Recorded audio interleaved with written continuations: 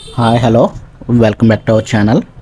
ఈరోజు మనం ఆంధ్రప్రదేశ్ ప్రభుత్వం రీసర్వే ప్రాజెక్టులో భాగంగా ప్రతి నెల పట్టాదారు పాస్ పుస్తకాల పంపిణీ కోసం ప్రవేశపెట్టిన ఎస్ఓపి స్టాండర్డ్ ఆపరేటింగ్ ప్రొసీజర్ గురించి మనం ఈ వీడియోలో చూద్దాం అనమాట అండి. అసలు ఈ ఎస్ఓపి అంటే ఏంటి, పట్టాదారు పాస్ పుస్తకాల్లో ఉన్నటువంటి తప్పుల్ని ఏ విధంగా రెక్టిఫై చేస్తారు ఏంటని చెప్పి మొత్తం క్లుప్తంగా చెప్పుకోవడం జరుగుతుందండి.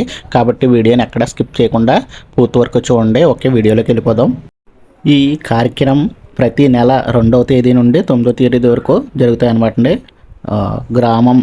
గ్రామం ఎంపిక మరియు డేటా వెరిఫికేషన్ ప్రతి నెల ప్రతి అసెంబ్లీ నియోజకవర్గంలో కొన్ని గ్రామాలు ఎంపిక చేస్తారు. తహసీల్దార్ ఆ గ్రామంలోని ఖాతాల వివరాలను, పేరు, భూమి వివరాలను సరిచూస్తాడు. ఈ వివరాలన్నీ సరిగ్గా ఉంటే వాటిని గుడ్ ఫర్ ప్రింటింగ్, ముద్రణకు సిద్ధం అని మార్కు వేస్తారు. డ్రాఫ్ట్ పాస్ పుస్తకాలు మరియు ఈకేవైసీ ముందుగా తెల్ల కాగితంపై డ్రాఫ్ట్ పుస్తకాలన్నీ ముద్రించి రైతులకు ఇస్తారు. అంటే రైతులు తమ వివరాలు సరిచూసుకుని తర్వాత ఆధార్ ఈకేవైసీ పూర్తి చెయ్యాలి. ఒకవేళ ఏమైనా తప్పులు ఉంటే వాటిపై సరిదిద్దిన తర్వాత ఫైనల్ పుస్తకం ముద్రిస్తారు. సో ఇక్కడ ఒకటి అర్థమైంది కదండి. ముందు ఒక వైట్ పేపర్ మీద రఫ్గా రైతు యొక్క వివరాలని ప్రింట్ చేసి ఎవరైతే రైతు ఉన్నారో ఆ రైతుకి ఈ సంబంధిత పాస్బుక్ని ఇవ్వడం జరుగుతుంది అనమాట అండి. అందులో ఓకే అయితే అది ప్రింటింగ్ పంపుతారు. లేదు అంటే దాన్ని ఏ విధంగా సవరణ చేయాలి ఏంటనేది కొంచెం టైం తీసుకుని రిమైనింగ్ ప్రాసెస్ అనేది చేస్తారనమాట అండి. వీటితో పాటుగా గ్రామ సభ నిర్వహణ, పాస్ పుస్తకాల పంపిణీ కోసం గ్రామంలో సభ నిర్వహిస్తారు. దీని గురించి 7 రోజుల ముందే గ్రామ పంచాయతీలో నోటీస్ బోర్డులో సమాచారం ఇస్తారు. దండోరా టామ్ ద్వారా చాటింపు వేస్తారు. సర్పంచ్ అధ్యక్షతన జరిగే ఈ సభలో అధికారులు పాస్ పుస్తకంలోని భద్రతా ఫ్యూచర్ క్యూఆర్ కోడ్ గురించి రైతులకు వివరిస్తారు. ముఖ్యమంత్రి పర్యవేక్షణ గౌరవ ముఖ్యమంత్రి గారు ప్రతి నెల 9వ తేదీన ఏదో ఒక గ్రామాన్ని సందర్శించి స్వయంగా పాస్ పుస్తకాన్ని పంపిణీ చేస్తారు.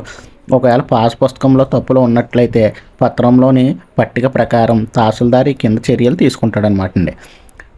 సమస్య తీసుకోవాల్సిన చర్యలు ఏమేమిటి? పేరు, ఫోటో, కులం వంటి వ్యక్తిగత వివరాల్లో తప్పులు ఉంటే తహసీల్దార్ వెంటనే సరిచేసి ప్రింటింగ్ పంపుతాడు.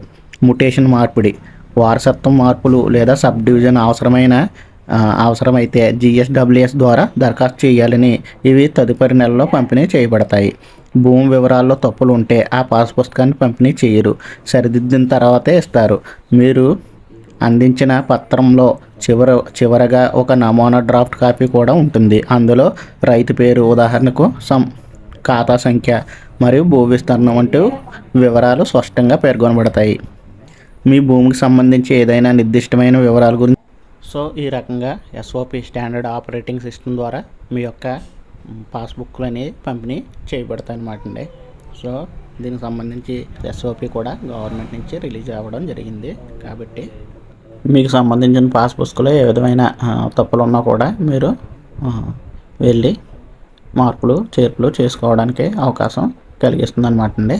ఓకే, ఇది పాస్ పుస్తకాలకు సంబంధించి ఇలాంటి మరిన్ని ఇన్ఫర్మేషన్ కోసం మన ఛానల్ లైక్ చేయండి, షేర్ చేయండి, సబ్స్క్రైబ్ చేయండి. Thank you for watching.